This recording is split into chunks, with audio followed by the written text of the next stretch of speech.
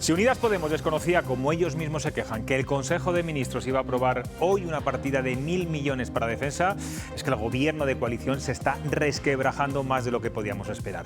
Ya no solo que no estén de acuerdo en temas capitales para la sociedad, que tengan distintas visiones de la realidad española o que sus fricciones internas lleguen todos los días a la opinión pública. El problema ahora es que se hacen trampas al solitario, se esconden los acuerdos y la desconfianza reina en el Consejo de Ministros. Y pese a todo esto, seguirán en amor y compañía hasta que los electores rompan su matrimonio de conveniencia. Puro teatro. Aquí arranca Cuestión de Prioridades.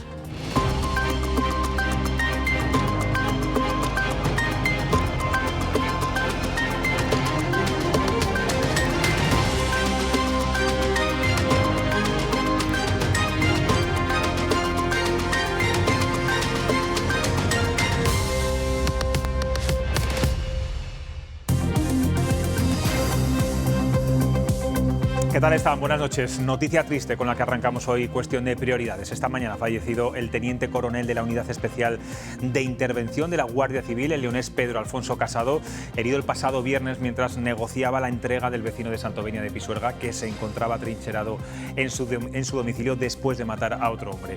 No ha podido superar las heridas y ha muerto en un hospital de la capital vallisoletana. Nuestro más sentido pésame a sus familiares y compañeros. Y otro hecho violento, en este caso el menor que asesinó a su madre en Valladolid la semana pasada, nos va a servir hoy para abordar el problema de la violencia filioparental, cuyas estadísticas preocupan, ya que no dejan de crecer este tipo de casos. Entrevistaremos a dos personas que están en contacto directo con estos menores y también con sus padres. Bueno, la noticia política está de nuevo en la guerra interna en el gobierno de coalición entre PSOE y Podemos. La tensión crece por momentos y Yolanda Díaz ha pedido incluso convocar de forma urgente la comisión de seguimiento de este pacto para revisar la crítica situación que atraviesan. El detonante ha sido la aprobación hoy en el Consejo de Ministros de una partida para defensa, algo que ha abierto la caja de los truenos. Rubén García Riboto, buenas noches. Buenas noches, José Luis. Bueno, ¿cómo es esa inversión que se ha aprobado en el Consejo de Ministros? Bueno, pues del Fondo de Contingencia se va a destinar un crédito extraordinario al Ministerio de Defensa. El valor, lo vamos a ver, aquí está, son de casi 1.000 millones de euros, más de 300.000 se dedicarán a gastos corrientes y 630.000 a inversiones. Entre algunas de las acciones que se van a llevar a cabo con ese crédito encontramos la renovación del equipamiento de las misiones desplegadas en los países bálticos, la modernización y la reposición de material sanitario y de munición y armamento. Este crédito no ha tenido que pasar por el Consejo de Ministros porque al venir del Fondo de Contingencia se considera que es un gasto imprevisto y que no puede aplazarse. Tampoco ha sido votado en Consejo de Ministros porque es tratado como un asunto en verde, es decir, una cuestión que ya ha sido trabajada previamente, con lo que no requiere de consenso. Bueno, la vicepresidenta segunda Yolanda Díaz dice que han fallado las formas y asegura que se ha enterado de todo esto por los medios de comunicación. Sí, esa es la versión de Yolanda Díaz. Ha mostrado preocupación por el aumento del gasto en defensa porque insiste que la inflación está desbocada y que hay que seguir tomando medidas. La ministra de Trabajo ha solicitado una reunión urgente de la Comisión del Seguimiento del Pacto de Coalición. La última se celebró en el mes de octubre, cuando desde Podemos consideraron que la ministra, Nadia Calviño, estaba asumiendo competencias de Yolanda Díaz en el impulso de la reforma laboral. Por cierto, Díaz ha dicho que ella se dedica a coser la coalición, pero que hay cuestiones que requieren de un debate con calma y en el que se integre al resto de fuerzas políticas.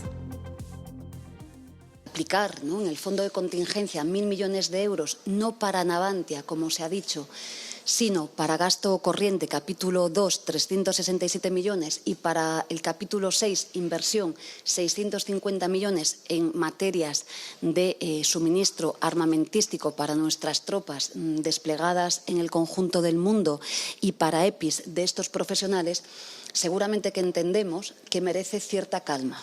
Incrementar el presupuesto de defensa en nuestro país al 2% supone aumentar el gasto militar hasta 22.000 millones de euros. El Ministerio de Trabajo, como es público y conocido, tiene un presupuesto de 30.000 millones de euros. Pero, insisto, como en el derecho, las formas son importantes. Y creo, sinceramente, que ni la vicepresidenta segunda ni los grupos de la oposición han de enterarse de razones tan importantes como de las que estamos hablando sencillamente por ustedes, a quienes, por cierto, les agradezco el trabajo informativo que realicen. Bueno, pues más duro aún ha sido el portavoz de Podemos en el Congreso. Él habla de deslealtad del Gobierno. Sí, se quejan, como hemos escuchado a Yolanda Díaz, de las formas que ha utilizado el PSOE para sacarlo adelante. Sí que admiten que fue tratado en la Comisión de Secretarios de Estado, pero insisten que no hubo debate político. Para el presidente del Grupo Parlamentario Podemos, esta medida es un bizum para la industria del armamento y también un favor hacia Estados Unidos. Ha reclamado más políticas sociales porque dice Asens que la guerra es con la inflación. Esa decisión se adoptó por la puerta de atrás y sin debate previo en el Gobierno de coalición, pero tampoco sin debate previo en el Congreso. Eso no son formas, es un acto de deslealtad al Gobierno de coalición, pero también al Congreso y a la mayoría de la ciudadanía. La mayoría de la ciudadanía, según las encuestas, está en contra de ese gasto militar. Bueno, escuchábamos antes a Yolanda Díaz, que decía que se había enterado por los medios de comunicación. Hoy la ministra portavoz lo ha negado y dice que estaban perfectamente informados. Sí, es otra versión diferente. La portavoz defiende que el tema ya estaba trabajado en la Comisión de Secretarios y Subsecretarios de Estado, con lo que no hacía falta someterlo a votación. Sobre la petición de reunión de seguimiento del pacto, Rodríguez señala que forma parte de la normalidad y que es una reunión habitual. La reunión a la que se refiere forma parte del acuerdo del Gobierno de coalición. Se refiere a una reunión habitual entre los partidos que conformamos la coalición y, por tanto, es una reunión habitual. Sí subrayar que el Gobierno se reúne habitualmente en distintos foros. Los martes nos reunimos en Consejo de Ministros, pero hay otros muchos foros en los que el Gobierno trabaja de manera colegiada. La comisión delegada que preside la Vicepresidencia de Asuntos Económicos o la Comisión de Subsecretarios y Secretarios de Estado, donde precisamente ese asunto al que usted se refería también fue aprobado la pasada semana. Y para echar más leña al fuego, aparece Felipe González. ¿Qué ha dicho Ruz, el expresidente del Gobierno español? Pues ha cargado directamente contra quienes no apoyan el aumento del gasto en defensa y se ha referido a contradicciones de quienes cuestionan esa inversión. Los que quieren que haya menos gasto en defensa, cosa que puedo entender, al mismo tiempo quieren que haya más autonomía respecto de Estados Unidos, cosa que no puedo entender. Dice, no, quiero que haya poco gasto en defensa y más autonomía de Estados Unidos. O, dicho en otros términos, mire, yo tengo un ataque extemporáneo de bondad universal y le declaro la paz al mundo. Y el que tampoco da crédito a todo lo que está pasando es Alberto Núñez Feijóo. El líder popular dice que el PP sí es un partido de Estado. Sí, también remarca Feijóo que el PP es la única alternativa política de cambio de gobierno. El presidente del PP vaticina que España va a entrar en una profunda crisis económica y que los populares van a seguir presentando propuestas para atajar la situación límite que viven algunos hogares. El PP ha demostrado mucho más sentido de Estado y mucha más voluntad de diálogo que el Gobierno. Y seguirá demostrando mucho más sentido de Estado y mucho más interés por el diálogo que el Gobierno. Y vamos directos ya a la encuesta de Twitter. Vamos a ver la pregunta. ¿Cree que Unidas Podemos romperá el pacto de gobierno si Pedro Sánchez sigue adelante con el aumento del gasto en defensa? Parece que la respuesta hoy ha sido clara. El 80% de nuestros seguidores ha votado que no, que el pacto no se rompe. Me temo que en ese 80%, si votaran los tertulianos, ahora les voy a preguntar, también votarían que no. Igual me estoy arriesgando demasiado. Javier Gómez, que está de vacaciones y ha tenido el gesto de venir a Cuestión de Prioridades. Te lo agradezco. ¿Qué tal? ¿Cómo estás? Bien, buenas tardes. Bien. Buenas tardes. Ana Rodríguez, ¿qué tal todo? Muy bien, buenas noches. Luis Mi Torres. Hola, buenas noches. Javier, ¿qué hubieras votado? No sé si has votado. No, no he votado. Hay que votar, los tertulianos también tenéis que votar. Es que vengo de una zona un poco abandonada de las nuevas tecnologías y vaya. Aunque hubiera querido no hubiera podido porque no ha llegado el internet. Vaya. Bueno, pues desde aquí. Pero bueno, también se agradece, estando de vacaciones se agradece bastante. Sí, no, eso está muy bien, es verdad. ¿Unidas Podemos crees que tendría que romperá el pacto si finalmente se aprueba todas estas inversiones en defensa que promete Pedro Sánchez? No lo creo. me sorprende algunas de las cosas que hemos oído, ¿no? Primero, que dice que es habitual que se reúnan y no se reúnen desde octubre, con lo que ha pasado en la coalición, ¿no? Creo que ahí está el error. Es decir, en estos meses ha habido distintos pareceres sobre temas importantes y no se ha reunido. Creo que yo no voy a añorar a Iván Redondo, pero creo que el Gobierno ha pasado de tener un estratega a tener tactistas, depende y de la ocurrencia del día y generar noticias que muchas veces se vuelven en contra de posicionamientos del Gobierno, ¿no? Entonces, no creo que lo rompa, porque no es momento de romper el pacto, porque estamos transitando un periodo económico y social muy complejo, pero sí es lamentable, desde mi punto de vista, que se líen estas cuestiones cuando los ciudadanos en este momento solo les preocupa una cosa. Ni siquiera la inflación, sino la carestía de precios, ¿no? Porque seguramente en los próximos meses, por el efecto composición del calendario, hasta la inflación pueda bajar, pero los precios se mantengan en niveles que la mayoría de las clases populares les está costando mucho llegar a fin de mes. Por lo tanto, no entiendo esta película en estos momentos, ni otras que ha habido, como hace 2 semanas, cuando se iba a aprobar el decreto ley de medidas importantes para combatir la inflación. El mismo día sacan ahí un globo sonda de que si van a cambiar la ley para renovar el Tribunal Constitucional. Digo, pero bueno, estos se tiran piedras a su propio tejado. Por lo tanto, no van a romper, porque la legislatura se agotará, y yo creo que es bueno que la legislatura se agote, porque hay muchas cosas que hacer, pero estas cosas las tienen que solucionar y rápido. Lo importante, creo que lo están llevando a un debate equivocado. No es la alternativa entre defensa y política social. El debate es, si tenemos un compromiso de que hay que invertir más en defensa, tendremos que ir a unos presupuestos que posibiliten la llegada de ingresos para cumplir esos compromisos, no solo el de defensa, sino el 5% de inversión en educación que tiene la OCDE, ¿no? Por lo tanto, el debate le tiene que llevar al debate fiscal, que es el que no le interesa a sus contrincantes políticos, Ana, en este caso la derecha. ¿No tiene límites la erosión del pacto PSOE-Podemos? A ver, es que este es un desencuentro más de los muchos que hemos visto a lo largo de estos años de legislatura. Y yo creo que el problema, bueno, o se ha acentuado, ¿no? Porque, bueno, llevamos... Pues han dicho cosas gruesas, varios, desde están haciendo cosas por atrás, el cambio de postura del Sáhara fue desde el cambio de postura del Sáhara del presidente Pedro Sánchez. Hemos visto cómo se ha ido... esos desencuentros que eran puntuales se han ido como manteniendo en el tiempo, ¿no? Después ha habido el tema de Marruecos y el asalto y la muerte de los inmigrantes que querían cruzar a España, ¿no? La ley audiovisual también fue un punto de inflexión. Ahora nos encontramos con el tema de defensa. Yo creo que ni unos ni otros quieren romper ese pacto de gobierno y que van a intentar llegar a final de legislatura. Hay analistas políticos que dicen que se están dotando de argumentos para poder romper ese pacto, ¿no? Y ir preparando ya el terreno para las elecciones del año que viene. Pero yo creo, mi opinión es que van a seguir. Pero claro, esto puede ser el resultado de esos malos resultados, perdona por la redundancia, en Andalucía, de los malos resultados también que dan las encuestas, en este caso a Podemos y al Partido Socialista. A mí alguien me tiene que explicar cómo se piensa ganar votos aumentando el gasto en defensa y cosas así. Yo creo que todo es consecuencia, pero a la pregunta de ¿van a romper el pacto? ¿Pueden romper el pacto? ¿Pueden romper el pacto sin llegar a un desastre absoluto electoralmente hablando? Porque es verdad que pueden estar preparando esa ruptura para la última etapa de la legislatura, acentuar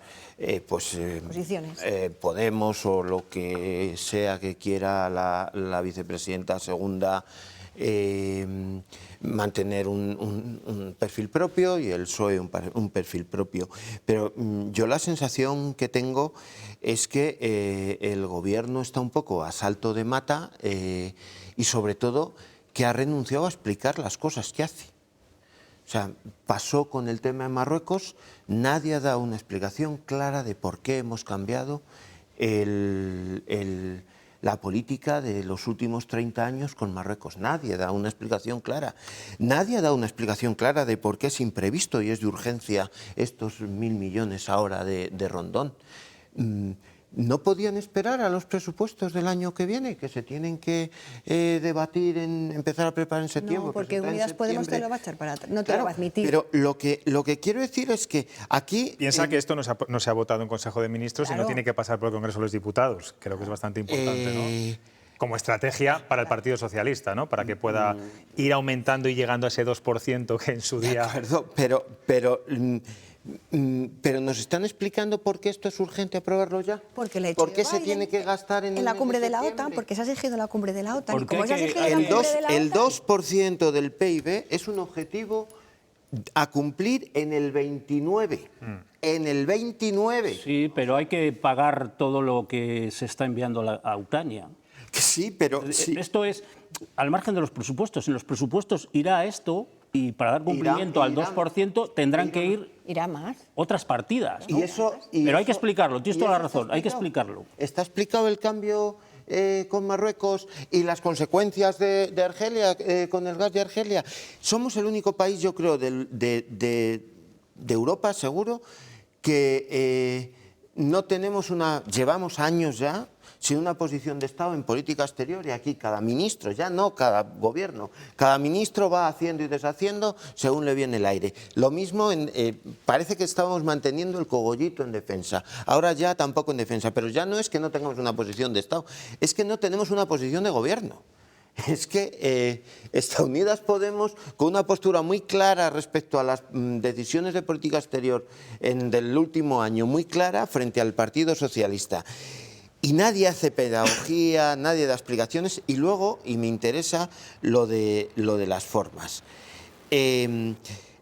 Dice la vicepresidenta, ni la vicepresidenta ni la oposición se pueden enterar por la prensa de esta historia. Pues tienen más razón que un santo. Totalmente. O sea, no estamos hablando de una cuestión menor, estamos hablando de las cuestiones de Estado. Y da la sensación, por lo que está trascendiendo, que el gobierno está en una carrera hacia adelante. No, escuchando a la ministra portavoz y escuchando a la vicepresidenta segunda, ¿quién os creéis más? Una dice, no nos hemos enterado, la otra dice, bueno, sí, ha habido reuniones, etcétera, estaban informados. Bueno, han comentado que había esto se había tratado en la comisión de secretarios de aquella manera. La comisión de secretarios, que es la que prepara los órdenes del día del Consejo de Ministros, ¿no? Es posible. Es verdad que ni exteriores ni defensa son competencia de Podemos. Sí, es posible que se haya tratado. Que tienen que informar. De todas maneras, a mí me sorprende un poco lo que dice Feijóo, ¿no? Que dice que sentido de Estado. Bueno, sentido de Estado en algunas cosas, en otras, pues a lo que se ve, no, porque ahí seguimos pendientes con el Consejo General del Poder Judicial ya para 5 años, creo, o 4 paralizado, y seguimos con el Tribunal Constitucional. Es decir, sentido de Estado para algunas cosas, ¿no? Pero si crees también en la versión en esta historia, en teoría, y fíjate que a mí la forma de elección del Tribunal Constitucional y del Consejo del Poder Judicial me parece deleznable. El mercadeo de 2 tuyos, 3 míos y tal, me parece deleznable, y me parece que tiene mucho que ver con muchas de las cosas que luego pasan, de no creernos en nada y cosas de esas. Pero si haces caso, y es donde iba, la carrera está alocada sin mirar a nadie, parece que estaban hablando ya del intercambio de cromos que se iba a producir en este mes de julio, y que fue precisamente lo del Tribunal Constitucional lo que lo ha vuelto a romper. A mí me parece que hay mucho de ventajismo y de malas formas en las últimas medidas que está tomando el Gobierno, tanto en esta cuestión, pues ¿qué menos que decirle a tus socios que esto se va a producir? Lo de Marruecos también creo que los socios se enteraron, si no por la prensa, 10 minutos antes. Fue una carta, acuérdate, una carta que publicó un medio de comunicación, claro, y nos enteramos todos a la vez. Yo estoy de acuerdo, ¿no? Pero luego creo que hay que poner otro factor, otro elemento en este debate del Gobierno, de los... La esfera Podemos no es ahora mismo la misma esfera que hace un año, es decir, desde el cambio de gobierno en julio, que sale el vicepresidente, tampoco, ni el Gobierno tampoco, ha perdido calidad. el gobierno, ha perdido peso, personas de peso, pero la esfera Podemos en estos momentos se está, yo no voy a decir, desmembrando es mucho decir, pero sí que se están tomando distintas posiciones. Por una parte, la vicepresidenta, que es su principal activo, está trabajando en otra línea, en otro sentido. Entonces, también ellos internamente tienen que gobernar. Yo creo que la vicepresidenta incluso está sobreactuando en este caso concreto, porque como la criticaron cuando lo del Sáhara, porque tomó una posición un poco de Estado, dijo este es un tema de Estado y del presidente del gobierno, yo creo que en esta está sobreactuando, pero por esa confrontación que hay dentro de la esfera Podemos de cara a las próximas elecciones. A ver, permíteme, vamos a dejar la esfera Podemos y la esfera PSOE para hablar de la esfera PP y la esfera Vox aquí en Castilla y León. Bueno, ya hay fecha para la reunión del presidente de la Junta con los agentes económicos y sociales, será el próximo lunes y veremos entonces hasta dónde llegan los recortes de las subvenciones a sindicatos y patronal. Alfonso Fernández Mañueco ha retomado hoy su agenda política tras dar positivo por COVID. Por cierto, que Pedro Sánchez le citará este mes de julio en la Moncloa para mantener una reunión. Hoy Mañueco ha estado en la fábrica de Nissan en Ávila, donde además ha habido buenas nuevas, buenas noticias para esa planta. Sí, porque se van a mantener casi 500 puestos de trabajo directos. En Twitter anunciaba Mañueco que hoy acudiría a inaugurar la nueva planta de Nissan en Ávila. También informaba de una nueva convocatoria con el Consejo del Diálogo Social para el lunes 11 de julio. Recordemos que esa reunión estaba prevista para el pasado 29 de junio, pero Mañueco dio positivo en COVID y no se pudo celebrar. El encuentro lo solicitaron los agentes sociales tras el anuncio del recorte de subvenciones para patronal y sindicatos que pusieron sobre la mesa el vicepresidente y el consejero de Industria. Hoy el presidente de la Junta ha retomado su agenda y ha defendido que Castilla y León es un territorio estable en el que invertir. Es un éxito de todos y un éxito de la colaboración público-privada. Donde no llega al sector privado tiene que llegar la administración pública, donde no ha podido llegar Nissan, ahí ha estado la Junta de Castilla y León para garantizar y fortalecer el proyecto industrial y crear empleo, garantizar empleo. Bueno, otro asunto que va a dar mucho que hablar este verano es la falta de personal sanitario. Hoy el consejero de Sanidad ha enviado una carta a la ministra Darias con 6 medidas de choque para mejorar la atención primaria.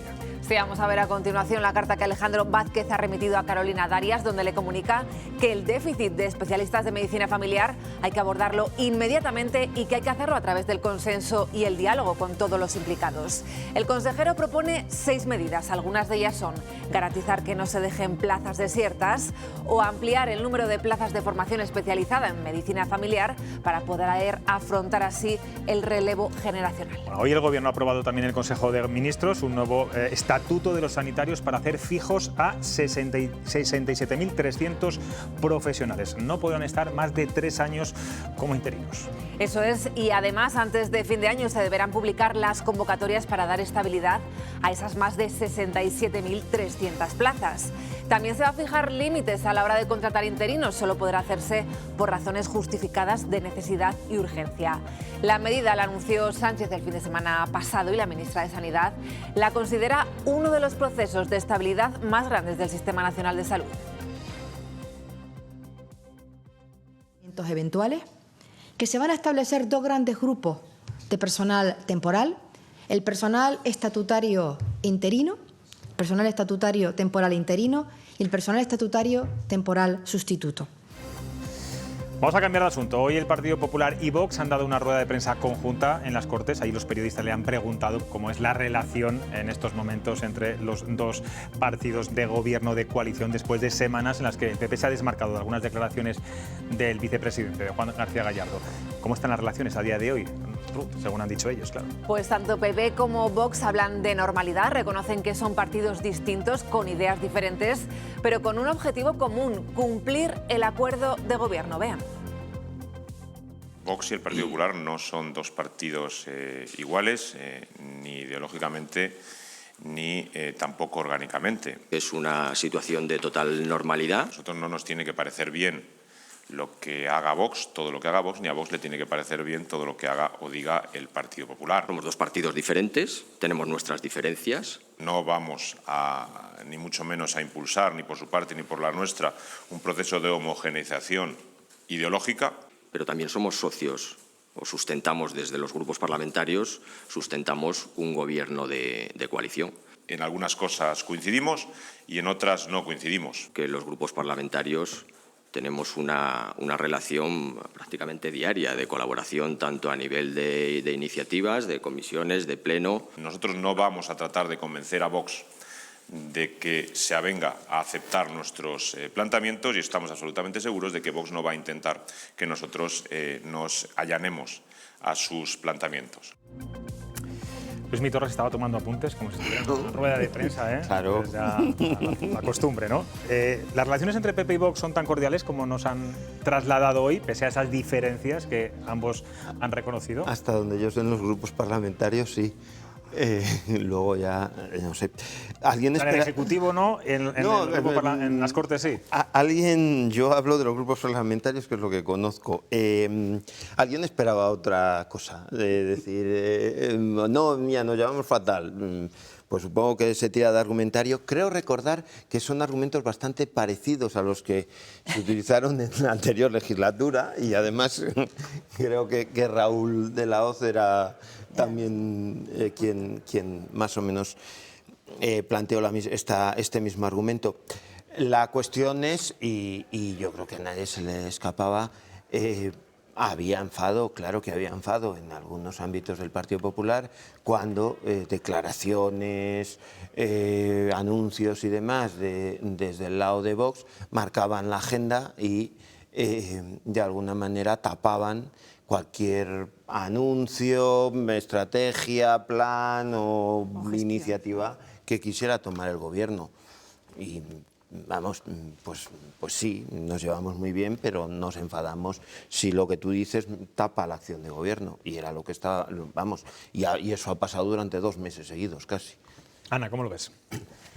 Hombre, pues coincido con Luismi, ¿no? Que es verdad que parece que está el nivel político más de declaraciones más tranquilo, ¿no? Bueno, en los últimos 5 o 6 días. Sí, un gran periodo de tiempo. Veremos a ver qué pasa en el próximo Consejo de Gobierno, y veremos a ver qué pasa el día 11 con la reunión del diálogo social, porque esa reunión para mí es fundamental, y creo que para esta comunidad es fundamental, porque el diálogo social es una seña de identidad de esta comunidad, y al diálogo social se le deben muchas políticas y muchas acciones. En el diálogo social, para que no lo sepa, sindicatos, patronal y el gobierno regional. Muchas políticas que han ayudado al desarrollo empresarial, al crecimiento de los trabajadores, y creo que eso va a ser fundamental. Es verdad lo que dice Luismi, que sí que es verdad que en el Parlamento Autonómico hay un trabajo diario de ambos grupos parlamentarios, ¿no? Que se ve y que se irá viendo a lo largo de esta legislatura. De hecho, estas declaraciones las han hecho anunciando el texto para reformar la ley de designación de senadores por la algo que anunciaron hace prácticamente un poco más, si no recuerdo, un mes, ¿no? Que lo iban a modificar para poder elegir por votación secreta y única a los senadores. Sí, van rápido. Por la comunidad. Te quiero decir que es algo que va. Otro acuerdo era la ley la de la Concordia. Iba a decir yo conciliación, perdón, la de Concordia, y también ya está el otro día. No sabemos en qué punto exacto está, pero ya está. Por lo tanto, bueno, lo que son los acuerdos de gobierno van poco a poco, pero es verdad que yo sí que creo que en los últimos días, a lo mejor porque han pasado las elecciones andaluzas también, se ha rebajado un poco el tono. Javier, yo creo que... ¿tú a quién crees que desgasta más o a quién resta más el pacto PP-Vox? ¿A qué partidos de los dos crees que está, bueno, digamos, sufriendo? No sé si no podemos hablar de sangría de votos porque es muy temprano, pero ¿hay alguno, si es que está restando? Nos está desgastando a los ciudadanos de esta comunidad, en términos de políticas y en términos de imagen, porque el otro día cuando fue el vicepresidente García Gallardo, a Bruselas allí a hablar de estas cosas, de la castidad y estas cosas, pues fue el hazmerreír de todos los que estaban delante, ¿no? Entonces nos está castigando a todos. Yo creo que el PP creía que con Vox iba a pasar como con Ciudadanos, que le iban a mandar unos consejeros y que una vez dentro del gobierno pues iban a entrar en una dinámica de trabajo. Y no calcularon que Vox ha hecho un casting, ha buscado determinados consejeros que son, por así decirlo, como contratados del partido en Madrid, y que hacen lo que les mandan de Madrid y que no toman ninguna decisión porque no tienen posibilidad de tomar ninguna decisión. Las tienen que consultar todas y no han venido ni a administrar ni a gobernar, han venido a expandir discursos. El ejemplo más claro que yo he vivido cerca es el caso de la crisis de Siro, que afectaba a 2 consejeros de Vox y no hicieron nada. ¿Por qué? Pues porque el consejero de Industria, entiendo que como con los sindicatos no les puede ni ver, pues no ha llegado a la conclusión todavía que no hay crisis empresarial que se solucione sin los sindicatos, ¿no? Por lo tanto, ¿qué pasa? Que aquí Vox ha venido con un equipo de ocupación, y lo vemos todos los días en el boletín de Castilla y León, cargos eventuales que se nombran y demás, con un equipo que incluso, por lo que a mí me dicen, visten todos igual, por presidencia, todos se han comprado el traje en el mismo sitio posiblemente, y no han venido a gobernar. Entonces, ¿a quién va a perjudicar más? A los ciudadanos. ¿Y esto cuánto va a durar? Como decías tú al principio, ¿se romperá el gobierno? Este gobierno va a durar como mucho hasta las elecciones municipales, salvo que haya elecciones generales antes y habrá elecciones en Castilla y León. Es decir, no se aguantan. ¿Estáis convencidos? No se aguantan porque son Ana, dos maneras de ver la política. Coincidiendo o no, el PP lleva muchos años, conoce la administración, gobierna y administra, y los otros han venido a hacer discursos, a generar polémicas, a enmarcar, como dice Luismi, muy correcto, a enmarcar el debate. Eso al PP le está poniendo en situaciones muy complejas. Y luego lo de Andalucía. Los resultados de Andalucía perdieron muchos, el PSOE el que más, etcétera, etcétera, pero perdió Alfonso Fernández Mañueco. Es decir, después de los resultados de Andalucía en la sede de Génova, Mañueco y lo que él representó, este posible pacto con Vox como antesala de lo que sucede en las generales, eso ha pasado a un rincón. Por lo tanto, ¿a quién va a perjudicar?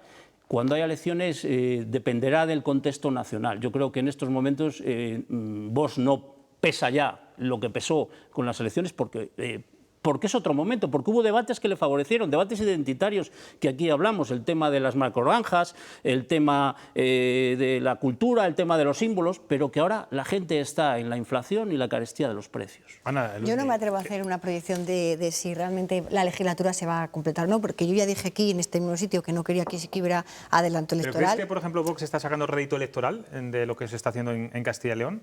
¿O es demasiado pronto todavía para analizarlo? Es que creo que es demasiado temprano, ¿no? Es que han pasado apenas 3 meses, 4 meses, ¿no? Desde que se constituyó el gobierno y desde que ha echado a andar, ¿no? O sea, yo creo que es temprano. Hay voces que dicen que sí, que apuntan a que puede haber un adelanto electoral o con las autonómicas, con las municipales de mayo o con las generales que pueden ser a finales de 2023. Pero es que yo no me atrevo a hacer ningún vaticinio porque yo ya dije que aquí no quiero adelanto electoral y tuve el adelanto electoral. Yo dije que la había, ya lo sé. Bueno.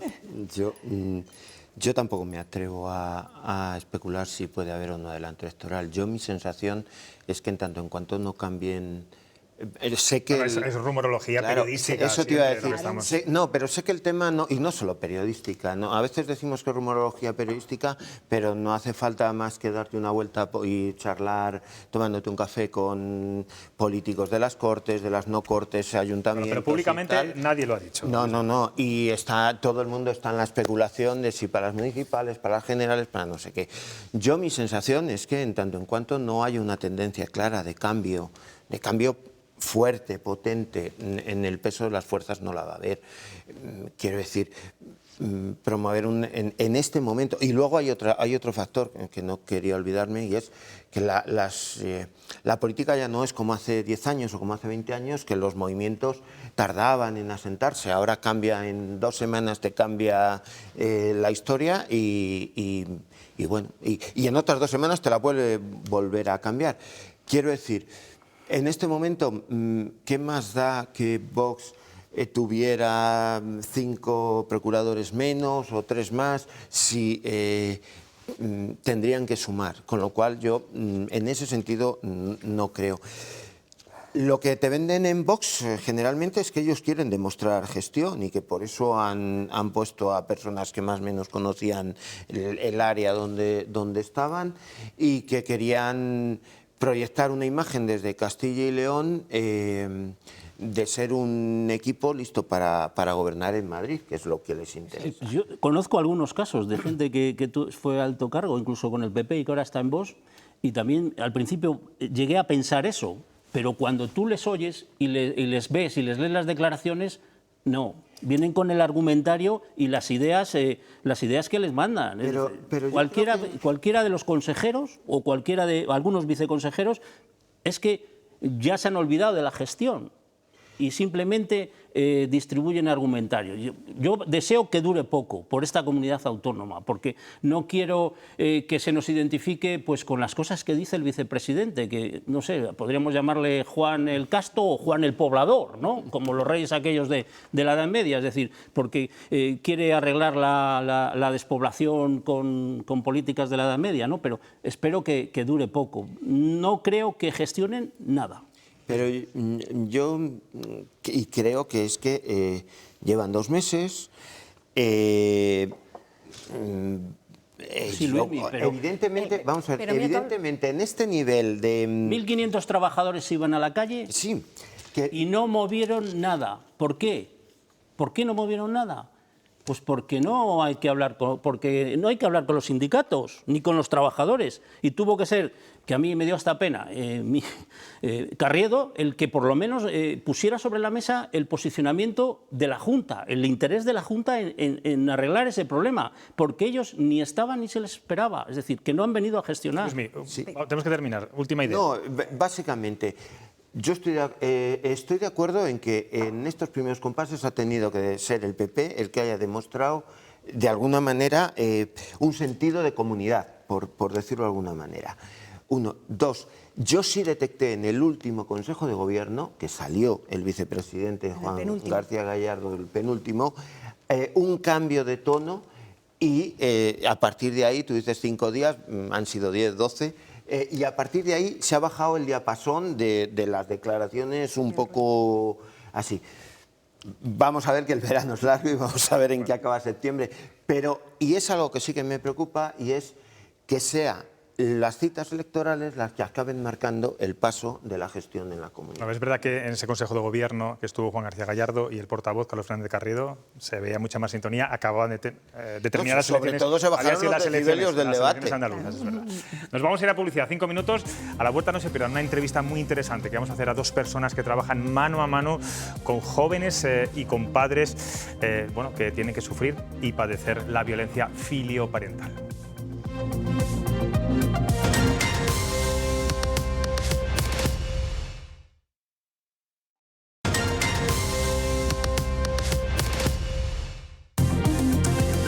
Son las 10 y 12 minutos de la noche. El pasado jueves un menor de edad de 16 años asesinó a su madre en casa con un cuchillo doméstico. Esto ocurría en el barrio vallisoletano de La Rondilla.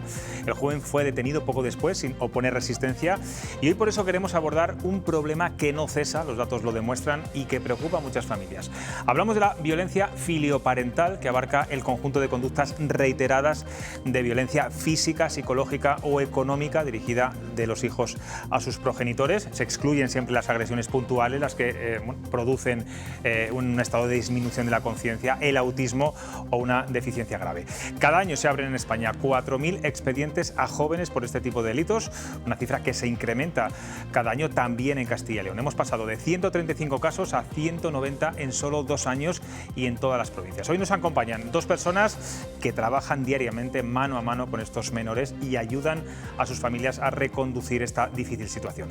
Nos acompaña Maripaz de la Puente, ella es la directora de Proyecto Hombre y Fundación Aldaba. ¿Qué tal? ¿Cómo estás? Buenas noches. Y también José Aldudo, técnico de prevención. Maripaz, ¿qué está pasando en la sociedad española para que este tipo de conductas se esté disparando y los delitos, este tipo de delitos, siga aumentando año tras año? Sí, bueno, yo creo que en términos generales podemos hablar de un cambio en el modelo de autoridad, en el modelo de relación con los hijos, tanto en el ámbito educativo como en el ámbito familiar. Hemos pasado de estructuras relacionales muy verticales, muy basadas en la autoridad de lo que decía el padre era un poco lo que había que hacer. No había posibilidad para la confrontación ni para el debate, incluso se utilizaba la fuerza física para conseguir que los hijos obedecieran, y los hijos más obedientes eran los que tenían los mejores padres, ¿no?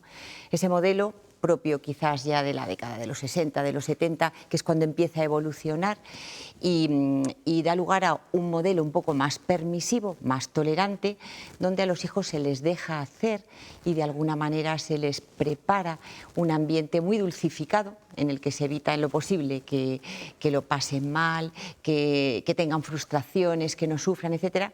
Se ve que tampoco funciona. La sobreprotección, digamos. Exactamente. Exactamente. Decía no hace mucho la jueza de menores de Burgos que este tipo de conductas coincide plenamente contigo, se suelen dar en familias donde hay ausencia de normas, de valores, donde hay una infancia relajada y todo esto, claro, se mezcla con el boom de la pubertad, de la adolescencia. Hablabas del modelo de autoridad. Tenemos que cambiar el modelo de autoridad, los padres. Tenemos que volver, no sé si a esos años que decías tú, entiendo que no, pero no a esta relajación que tenemos en estos momentos. Yo creo que ese modelo lo hemos deslegitimado todos. O sea, ya sabemos que eso no puede ser. E incluso sabemos lo que debería de ser, que es un modelo de relación afectivo, comunicativo, de apoyo, de supervisión, de presencia, de acompañamiento, de disfrute de los hijos, donde los padres unas veces podemos tener razón y otras no tanta, pero no pasa nada, ¿no? Lo que no sabemos muy bien es cómo hacer el tránsito. Y en ese tránsito algunos padres sienten confusión, desbordamiento emocional, ausencia de control sobre los hijos, desconcierto. Pero claro, José, ante un caso de un hijo que maltrata a sus padres, entiendo que lo primero que hace la familia es ocultarlo, taparlo. Muchas veces me imagino que por vergüenza, ¿no? Y porque no quieren que lo sepa ni siquiera su entorno. Y solo entiendo que cuando ya es insostenible piden ayuda. ¿Cuál es el primer paso que tienen que hacer? Entiendo que muchos padres llevarán a su hijo a un psicólogo, a un psicopedagogo. ¿Esa es la vía, esa es la primera vía, la primera puerta que tienen que llamar? Vale. Nosotros lo que nos encontramos es que las familias que nos llegan han hecho un recorrido ya previo de varias visitas a psicólogos o a expertos y que no ha funcionado, ¿de acuerdo? Entonces, en este momento quizás lo más válido sea el trabajar en red. Nosotros estamos en coordinación con servicios sociales de ayuntamiento y de diputación, ¿de acuerdo? Y si las familias recurren a estos servicios, pues se les va a indicar, se les va a orientar bien el cómo pueden tratar lo que está sucediendo. Pero es una situación difícil por lo que has dicho al principio, ¿vale? Son algo que se vive de forma vergonzante. La familia entienden los padres que han fallado, ¿no?, en su papel de padres. Por otro lado, quieren proteger al hijo, no quieren que fuera en el entorno se conozca esto y se guarda durante mucho tiempo, ¿no? Vamos a escuchar unas declaraciones, unos testimonios. Es un vídeo vuestro de Proyecto Hombre y luego os hago una pregunta. Vamos a escuchar. ¿Por qué me reñís en público cuando la culpa no es toda mía? ¿Por qué me repetís tanto las cosas sabiendo que las voy a hacer tarde o temprano? ¿Qué te cuesta en plan aceptar las cosas tal como son? Y pues la pregunta que te quiero hacer es que ¿por qué piensas que te odio? Me gustaría que me dijeras qué sientes también por mí. Que si estás a gusto con nosotros. Luego otra pregunta es, ¿qué sientes por mí? Te quiero un montón, eres de las únicas personas que siempre me ha cuidado y siempre ha estado conmigo. Y pues lo siento, o sea, quiero pedirte perdón por todos estos 7 años que llevamos con muchos problemas. Bueno, esta chica que escuchábamos entiendo que es un caso de éxito, ¿no? ¿Cuántos casos se pueden reconducir? No sé si tienes un porcentaje.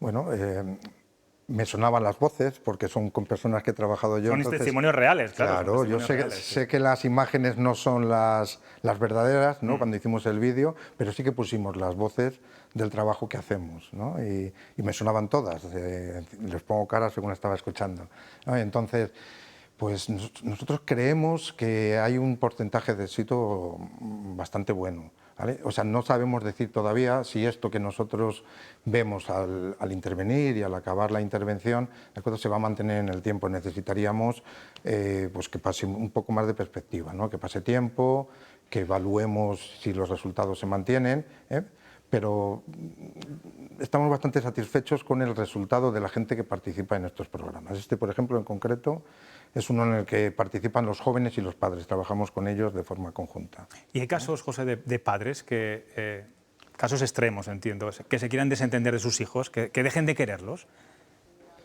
Que dejen de quererlos. Lo que sí que hay casos en que los padres sienten mucha impotencia. Sienten que sus hijos no les quieren, ¿de acuerdo? Y sí que en algún momento hay algunos que entienden que no pueden continuar con esto, ¿no? Que están buscando un recurso o que sus hijos salgan de su familia. Y en algunos casos incluso puede ser una solución temporal, ¿no? Porque hay tanto conflicto, es tan disruptiva la relación que es difícil de reconducir. Hay que poner tierra de por medio, ¿no? A veces esa no. En algunos casos puede valer en un principio. Maripar, vamos a dar unos datos. La media de edad de niños agresores es de 15 años, la de los padres que reciben esa agresión, ya sea física o verbal, de 46. El 63% de los casos de violencia es ejercida por hijos y el 37% por hijas, y son las madres las que más sufren este tipo de conductas. ¿También hay diferencias de género en este tipo de violencia? Sí, yo creo que las diferencias entre los hombres y las mujeres pues están en todos los ámbitos de la vida. Somos físicamente diferentes, biológicamente, neurológicamente, psicosocialmente. Y el tema de la violencia, sobre todo nosotros en la parte que tenemos más desarrollada, que es la violencia de género también, pues efectivamente el hecho de ser mujer incrementa la probabilidad de sufrir cualquier tipo de violencia, solo por el mero hecho de ser mujer. En el caso que nos ocupa, sí que observamos que la mayoría de las veces es la mujer la que recibe la violencia, quizás porque es más débil físicamente o menos fuerte, quizás porque es la que pasa más tiempo con el hijo o la hija, quizás porque en familias monoparentales normalmente la madre es la que lleva la carga del proceso educativo. Entonces yo creo que el género es una variable que hay que contemplar. Y posiblemente los motivos sean diferentes también en hijos que en hijas, igual que son los motivos por los que los hombres o las mujeres consumen drogas. Este tipo de violencia física o verbal siempre se produce en el ámbito familiar, en el hogar. Entiendo que la pandemia disparó estos casos y yo no sé si estos comportamientos después de la pandemia se siguen manteniendo, ¿no? Si esos años de confinamiento, esos meses de confinamiento ha hecho que crezca aún más el número de casos. Realmente la pandemia a todos nos ha afectado, es decir, la pandemia tiene un impacto emocional, físico, psicológico y relacional en todos. ¿Dónde más? Pues en aquellas familias o en aquellos entornos de mayor riesgo, donde había mayor pobreza, donde hay familias con más dificultades relacionales, donde había ya niveles de conflictos importantes, etc. Entonces sí se ha observado que en general los insultos o las malas contestaciones que ya existían antes de la pandemia, durante la pandemia han aumentado y no han recuperado un mes después en los estudios la línea base, es decir, que se han mantenido aún después de que se ha superado la pandemia o el periodo de confinamiento. ¿A qué edad unos padres pueden detectar este tipo de conductas, sobre todo para poder prevenirlas de cara al futuro y que esto no se alargue?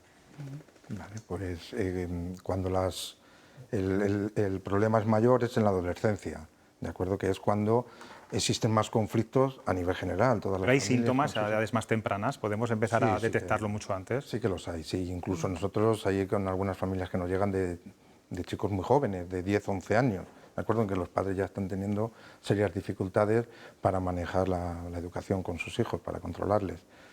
Entonces, esto es un proceso complicado, es un proceso largo, no de repente un joven empieza a agredir a sus padres, ¿vale? Sino que es algo que se va gestando, ¿vale? En las relaciones, que es algo que se va gestando en la presencia o falta de presencia de los padres en el desarrollo de sus hijos, en el cómo van manejando las diferentes situaciones, y por supuesto cuando llega la adolescencia es cuando es el momento en el que esto suele explotar. En el caso del joven de La Rondilla, en Valladolid, se ha publicado, lo han publicado algunos medios de comunicación, que el menor y su madre estuvieron en el instituto muy poco antes del crimen para reconducir los estudios. Hay un dato significativo, el 74% de los menores que agreden a sus padres han disminuido su rendimiento escolar. ¿Hay mucha relación entre una cosa y la otra? José. La relación que hay es que los padres tienen dificultades para hacer una supervisión adecuada sobre la educación de sus hijos y en este caso sobre la formación, pero igual que pueden tener dificultades para el manejo de situaciones sociales, de horarios, salidas de los chicos, ¿vale? En la formación exactamente igual, son jóvenes que se resisten, ¿vale? A ese acompañamiento o que el acompañamiento que hacen los padres no es el adecuado y son fuentes de conflicto.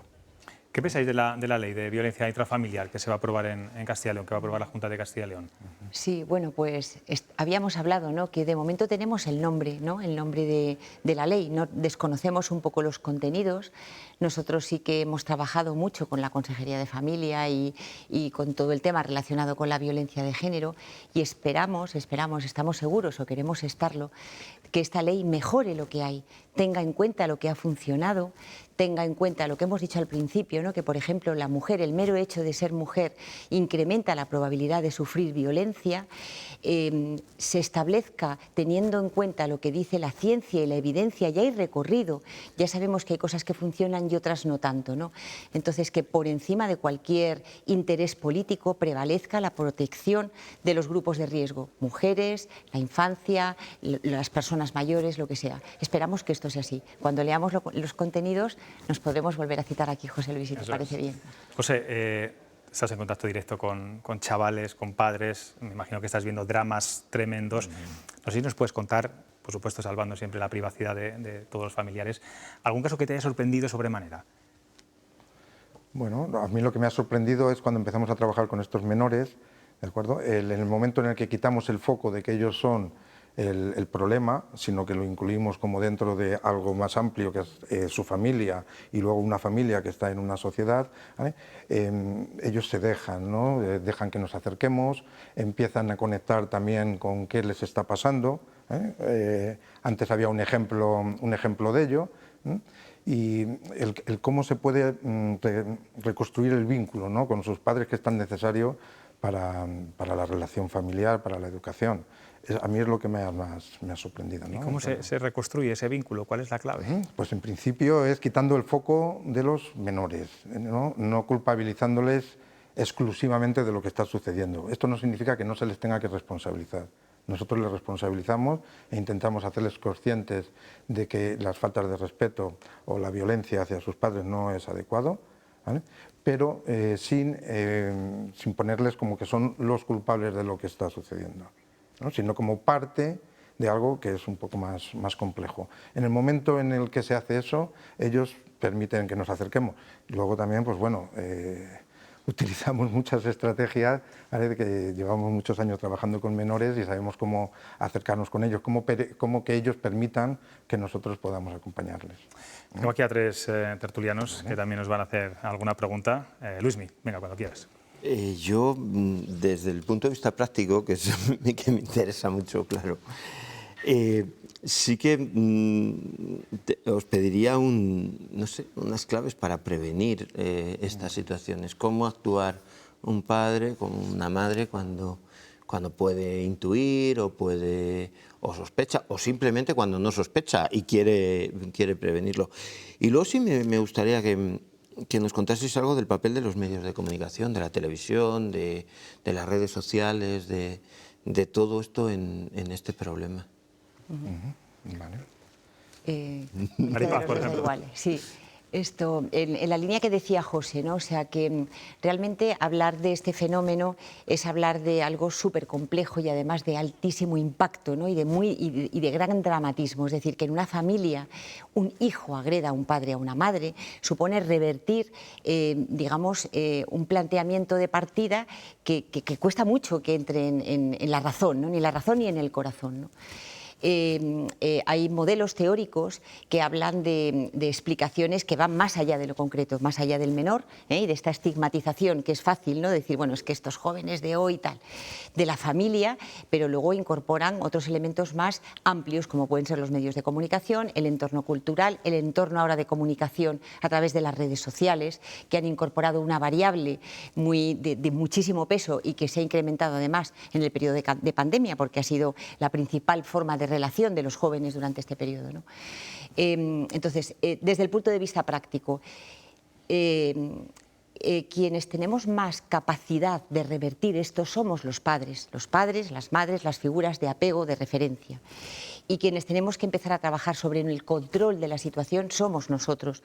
O sea, cómo yo me controlo ante una situación de violencia por parte de un hijo o ante un insulto, por ejemplo, una mala contestación, y qué hago en ese momento, si tengo que hacer en ese momento algo, si tengo que esperar un poco y actuar al día siguiente, y cómo voy un poco reconduciendo. Es decir, tenemos el poder en nuestras manos, en las manos de los adultos, no tanto en el menor. El menor tiene otro otro camino. José, si quieres tú ahora explicar un poco, ¿no?, en lo concreto.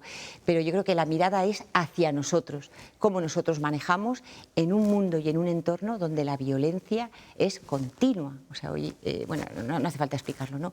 Hoy el telediario era una detrás de otra, pero es lo habitual, ¿eh? Empezamos con las personas que quisieron subir la valla, lo que estaba pasando en fin, es que no hace falta decirlo, ¿no?, porque lo hemos visto todos. Pero es un entorno de violencia brutal en el que nos estamos rodeando y al final los jóvenes tienen el mundo que los adultos en parte les estamos preparando. José. Sí, esto mismo, ¿no?, que hay una parte de cómo recuperar, ¿no?, una autoridad válida, ¿no?, que nos sirva a los padres, a los educadores, ¿vale?, para enfrentarnos a esta situación.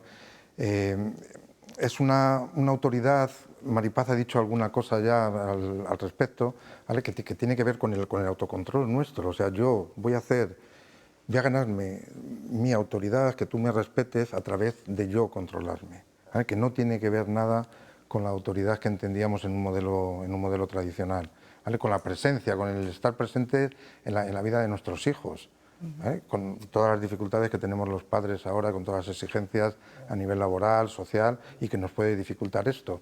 Pues es primordial, para educar tenemos que estar, ¿vale? Y luego una parte más es el buscar apoyos, el abrirnos, el coordinarnos con los profesores de nuestros hijos, con otros padres, ¿no? Entonces los hijos van a percibir una autoridad conjunta, una autoridad de grupo, no individual, que es la que manejamos muchas veces.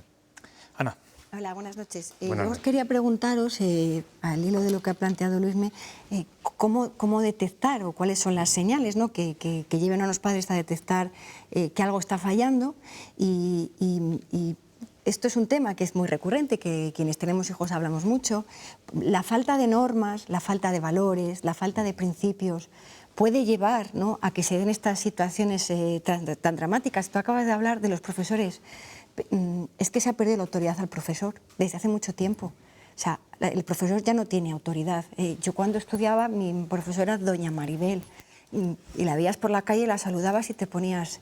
Eso ya no existe, ¿no? Y ese respeto a los padres, en mayor o menor medida, y a lo mejor no se llega a casos de violencia, pero yo creo que lo hemos perdido. No sé cómo, si en ese momento de transición del modelo, pero se ha perdido, ¿no? Pues yo tengo un hijo de 12 años y su palabra favorita es pesada. O sea, qué pesada eres, mamá, qué pesada eres, mamá. Entonces, ¿cómo detectar eso? ¿Cómo un padre o una madre puede detectarlo? Y luego si hay algún estereotipo o si hay un prototipo me sorprende niños de 10, 11 años, es que me cuesta tanto comprenderlo. Fíjate, este fenómeno ya se ha descrito en la literatura hace tiempo, cuando se hablaba de los niños tiranos, del síndrome del emperador, en niños muy pequeñitos, con muy poca tolerancia a la frustración, que cogían una rabieta y obtenían lo que querían a través... O sea que esto es un proceso que se va gestando en el tiempo. De un día a otro un niño no se levanta, insulta a su madre y la agrede, sino que hay un recorrido, hay un tránsito, ¿no? El tema Hablamos, Maripaz, perdona que te interrumpa, de casos de violencia sistemática, no de casos puntuales, ¿no? Eso no se puede considerar que sea violencia filioparental. Hablamos de que es una conducta, no sé si diaria, pero sí perdurable en el tiempo, ¿no? Que nos asusten los padres que, oye, mi hijo hoy me ha levantado la mano, eso no es violencia filioparental, ¿no? Tiene que haber una conducta más o menos, bueno, extendida, ¿no? Puede ser una señal, a lo mejor eso, ¿eh? Sí, el hijo no debería levantar la mano, yo diría, ¿eh? Digo, esto has de hablarlo, has de estar tranquilo, un poco por recuperar lo que hacemos también en nuestro programa en Irene, has de estar tranquilo y al día siguiente decirle, hijo, esto pasó ayer, espero que no vuelva a suceder. Si quieres hablamos de lo que te pasa, si quieres hablamos porque estás molesto, pero eso hay que frenarlo porque hay un proceso que va creciendo en el tiempo, ¿eh? Y que hay una parte que tú decías, ¿no? Hay una parte que está ligada a la adolescencia, a la transgresión, al desafío, a tengo una madre pesada, insoportable, pero si en un momento dado te levantas y tu hijo ya no te llama pesada, sino que te llama otra cosa, tienes que decir, cuidado, esto aquí no, ¿eh? Javier. Sí, bueno, yo creo que lo importante es el diálogo, ¿no? Que no debe levantar la mano nadie, ni los hijos ni los padres, porque tenemos un pasado también de una cultura de mucho levantar la mano o coger la zapatilla a los padres, ¿no? por cada agresión que se produce sobre el padre, se producen 3 sobre las madres. El 63% de las agresiones las realizan los hijos y el 37%, me parece que ha dicho José Luis, las hijas. ¿No estaríamos ante una variante prematura de la violencia de género? Y otra cuestión que habéis dicho, la soledad. Yo creo que aquí hay mucho de soledad. Los hijos únicos también parece ser que el 77% de las agresiones, según yo he leído, son de hijos únicos, ¿no? Pero ahora asistimos a otro tipo de soledad, la soledad de las redes sociales, la soledad que está saliendo ahora, que sufrieron los jóvenes durante la pandemia, que no molestaban porque estaban en su habitación con el smartphone y demás, ¿no? Si veis que la soledad es una de las cuestiones fundamentales en la generación de este tipo de conflictos. José Maripaz, distintamente. Bueno, más que la soledad es la falta de presencia de los padres, lo que hemos comentado, ¿no? El que los padres no tengan posibilidad, no tengan disponibilidad para estar con sus hijos. Lo que decías al principio, nosotros entendemos que sí, que hay un componente de violencia de género cuando esa violencia va principalmente ejercida hacia la madre. ¿De acuerdo? Y lo que vemos que si con esos jóvenes no se trata esto a tiempo, mal pronóstico tienen en el futuro. Mal pronóstico tienen porque hay un aprendizaje de cómo establecer la relación, en este caso con la madre, que es la mujer, ¿de acuerdo? Y posiblemente sea algo aprendido. Nosotros nos encontramos con muchas situaciones en las que se da este tipo de violencia en familias en conflicto, o bien que siguen conviviendo o que se han separado, pero que están en conflicto. Entonces, vemos ahí al joven como que utiliza la violencia, ¿de acuerdo?, como una búsqueda de seguridad en esa situación en la que los adultos, que son los que se la tendrían que proporcionar, ¿vale?, no están en condiciones de hacerlo. O sea, como una válvula de escape a veces, ¿no? Probablemente es, vosotros no me generáis a mí esta seguridad, que sois los encargados de hacerlo, ya me la busco yo a mi forma. Y busco conseguir control y poder a través de la violencia, está claro. ¿Y hay un estereotipo de, por así decirlo, de hijo o hija agresor? ¿Un estereotipo? ¿Un perfil? Sí, bueno, bien. Hay en familias sobreprotectoras, está claro, en el cual no se establezcan límites claros, ¿vale?, en el cual haya muchas cesiones por parte de los padres, o bien porque no pueda estar, como he repetido en varias ocasiones, o bien porque para mí sea lo más cómodo. Esos chavales tienden a querer salirse con la suya, a querer controlar. Las demandas de los chavales nunca nunca van a estar satisfechas. Ellos siempre van a tender a aumentar esas demandas. No es decir, los padres, yo me encuentro con algunos, ¿no?, que dicen, bueno, yo le concedo esto o cedo en esto, como para entender que ya es suficiente. Y la respuesta de los hijos es siempre un aumento de la demanda. Entiendo que un hijo que es violento con sus padres no lo tiene por qué ser con los hermanos, ni con los amigos, ni en el entorno educativo, ni socialmente, ¿no? Este tipo de violencia... Es muy selectivo, digamos, esa violencia. Se da principalmente dentro de la familia, y cuando hay algún joven que está agrediendo a los padres, en ocasiones también agrede a los hermanos, ¿vale? Pero en muchos de ellos, fuera, en un entorno educativo, en un entorno social, no son chavales que sean violentos, la mayoría. Hay un pequeño porcentaje que sí, que son violentos en casa, en el instituto, con el vecindario, ¿vale?, pero son los menos, y es otro tipo de problemática. La mayoría violentos dentro de su ámbito familiar. Pues José Maripaz, muchas gracias por estar aquí. Proyecto Hombre, Fundación Aldaba. No sé si queréis lanzar algún mensaje a alguna familia que os esté viendo. Espero que no haya ninguna que esté sufriendo esto, pero por si acaso, ¿qué tienen que hacer? ¿Cómo se pueden dirigir a vosotros? Pues, vale, sí, bueno, nada, o sea, el mensaje es que independientemente de que haya elementos que pueden predisponer más a determinadas familias por factores de riesgo a que sufran este tipo de agresiones, esto está pasando en todas las familias independientemente del estatus social o económico o educativo. Y si necesitan ayuda van a encontrar un buen sitio, que es en Proyecto Hombre, que podemos echarles una mano casi seguro. Pues muchísimas gracias, de verdad, por estar en Cuestión de Prioridades. Hoy era nuestra prioridad hablar de este asunto, que es un asunto que mucha gente no conoce precisamente por eso, porque no se hace público, aunque bueno, los medios de comunicación tenemos que hablar de ello. Gracias, Maripaz. Gracias, José. Muchas gracias. Nos vamos a ir a la noticia atascada ahora de Calixto Albricias, que bueno, hoy es muy especial, ya la van a ver.